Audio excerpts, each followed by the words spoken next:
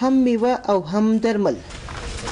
اینځر په قرآن کې ارزښتناکه میوه بلل شوې، ځکه نو حکیمان یې د لسګونو ناروغي درمل او کندهاریان یې سره زر بولي.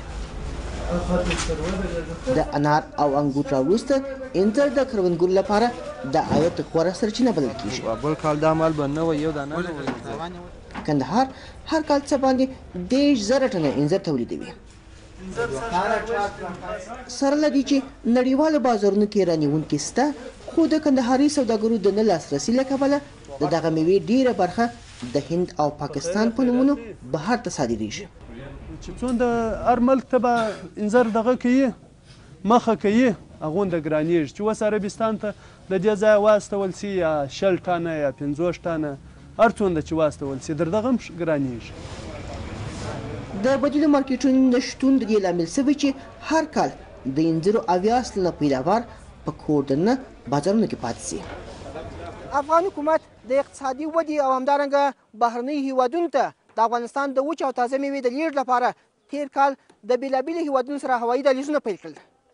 دا ستمه کېده چې د افغانستان د وچې میوې او تازه میوې لویه برخه به بهرنیو هیوادونو ته صادر شي. خو دلته په مارکیټونو کې شته میوې ته په کتو سره داسې ښایي چې هومره دغه چاره اغېزمنه نه وه لکه څنګه چې تمه کېده. تیر کال د اینځرو لوړه بیه د دې لامل شوه چې د هند او پاکستان په څېر دودیزو بازارونو کې هم رانیونکي لږ شي. د رسمي شمیرو له مخې په تېرو 8 میاشتو کې له کندهار یوازې 8000 ټنه اینځر بهر ته صادر شوي دي. اینځر تقریبا زموږ دا تقریبا در 10000 ټنه مال اوس دلته زیات موجود دی. ابجوشي تقریبا در 15000 ټنه زیات موجود دي چې په کار دا پر دغه وخت باید زموږ سره 15000 ټنه مال موجود وای، نور نه وای.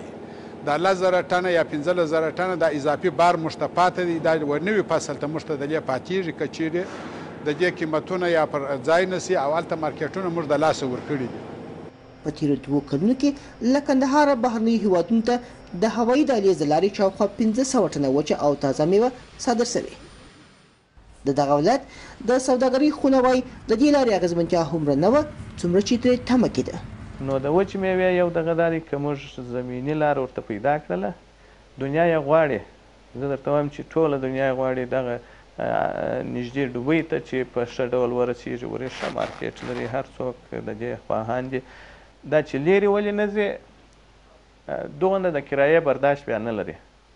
که موږ پر 1 کیلو باندې چې هغه خپله په ذات کې په $1 او موږ یو نیم ډالر کرایه پر ورکو، دا هلته د مارکیټ سره رقابت نشي کولی.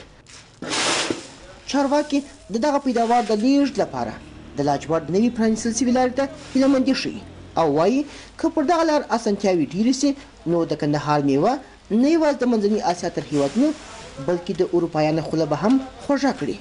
مامون دورانی، BBC